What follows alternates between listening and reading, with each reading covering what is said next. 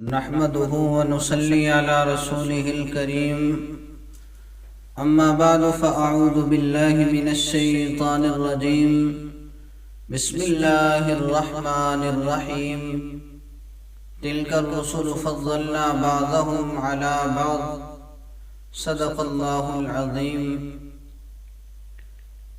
میرے انتہائی واجب الاحترام معزز مسلمانان گرامی، معزز قابل صد تعظیم و تکریم سامعین و ناظرین، آج کی گفتگو کا موضوع ایک عقیدہ ہے کہ حضور صلی اللہ علیہ وآلہ وسلم افضل الانبیاء ہیں۔ تمام انبیاء علیہم السلام میں سے سب سے زیادہ فضیلت میرے اور آپ کے آقا حضرت محمد مصطفیٰ احمد مجتبی صلی اللہ علیہ وسلم کی ہے۔ ایک حدیث مبارکہ دیکھی جائے، آپ صلی اللہ علیہ وسلم کا فرمان ہے، لا تخیرونی بین الانبیاء، کہ انبیاء کے درمیان تخیر نہ کرو، کسی ایک کو دوسرے پر فضیلت نہ دو۔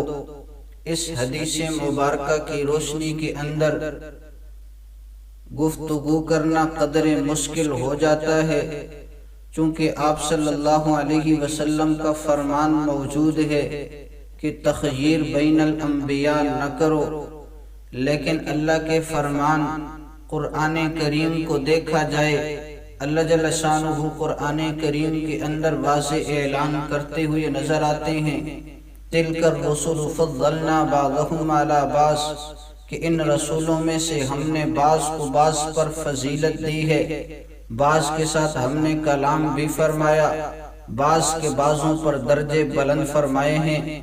آیت مبارکہ سے پتہ چلتا ہے کہ بعض کی بعض پر فضیلت ہے، تو حضور صلی اللہ علیہ وسلم نے جو منع فرمایا اس کی ایک وجہ محدثین کرام نے یہ لکھی ہے کہ آپ صلی اللہ علیہ وسلم نے بطور عاجزی کے فرمایا کہ تخیر بین الانبیاء نہ کرو، اس لیے کہ سب سے زیادہ فضیلت حضرت محمد مصطفیٰ کی ہے، تو حضور صلی اللہ علیہ وسلم نے بطور عاجزی کے منع فرمایا ہے۔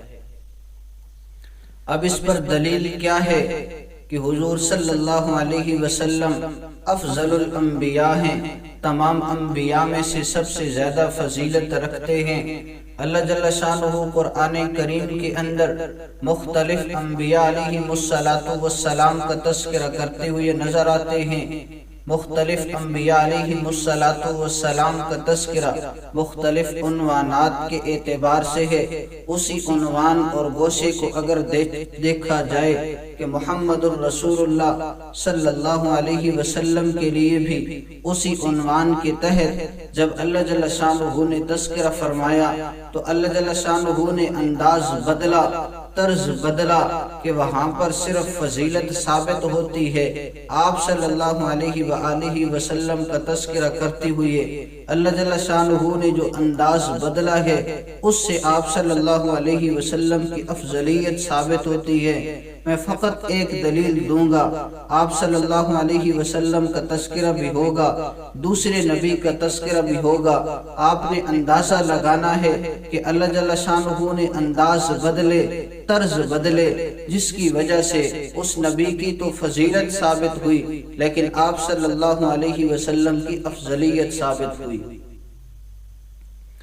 سیدنا آدم علیہ السلام کا تذکرہ اللہ جل شانہ قرآن کریم کے اندر فرماتے ہیں، وَعَلَّمَ آدَمَ الْأَسْمَاءَ كُلَّهَا، اللہ جل شانہ نے آدم علیہ السلام کو تمام اشیاء ضروریہ کا علم دیا ہے۔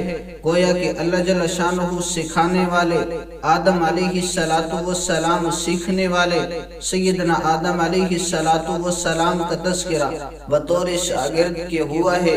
اس سے سیدنا آدم علیہ السلام السلام کی فضیلت ثابت ہوتی ہے۔ اس علم کو مد نظر رکھتے ہوئے ہم دیکھتے ہیں قرآن کریم کے اندر حضور صلی اللہ علیہ وسلم کا تذکرہ کس اعتبار سے ہے۔ اللہ جل شانہ قرآن کریم کے اندر واضح اعلان فرماتے ہیں یعلمکم الکتاب والحکمت، کہ حضور صلی اللہ علیہ وسلم تمہیں کتاب کی تعلیم بھی دیتے ہیں، حکمت کی تعلیم بھی دیتے ہیں۔ وَيُعَلِّمُكُمْ مَا لَمْ تَكُونُوا تَعْلَمُونَ، اللہ جل شانہ تمہیں ان چیزوں کی تعلیم بھی دیتے ہیں۔ حضور صلی اللہ علیہ وسلم تمہیں ان چیزوں کی تعلیم بھی دیتے ہیں جن کو تم نہیں جانتے۔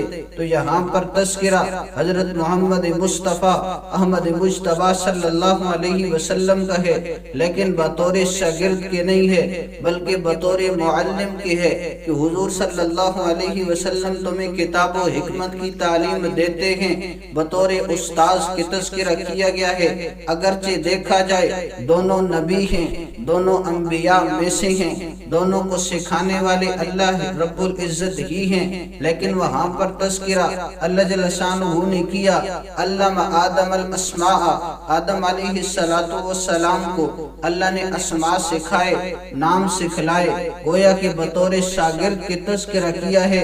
یہاں پر اللہ جل شانہ نے انداز بدلا، طرز بدلا، یعلمکم الکتاب والحکمہ، کہ حضور صلی اللہ علیہ وسلم تمہیں کتاب و حکمت کی تعلیم دیتے ہیں۔ وَيُعَلِّمُكُمْ مَا لَمْ تَكُونُوا تَعْلَمُونَ، اور تمہیں ان چیزوں کی بھی تعلیم دیتے ہیں جن کا تمہیں پتہ نہیں ہے۔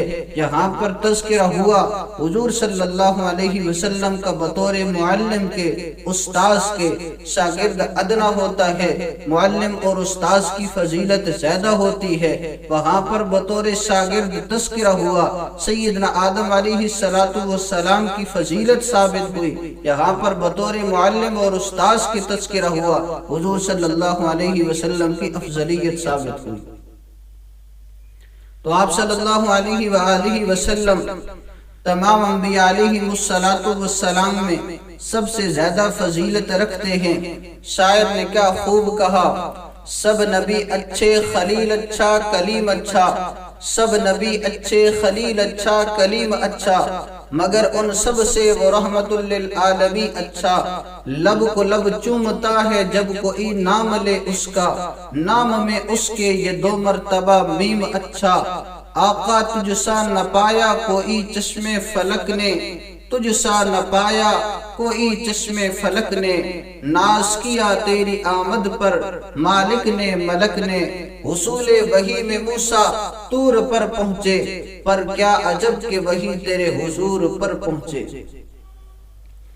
آپ صلی اللہ علیہ وسلم نے اپنے عمل سے بھی ثابت کر کے دکھلایا کہ حضور صلی اللہ علیہ وسلم افضل الانبیاء ہیں، تمام انبیاء علیہ السلام میں سے افضل ہیں، اور یہ جو امت ہے یہ بھی افضل الامہ ہے، خیر امہ ہے، سب سے بہترین امت ہے۔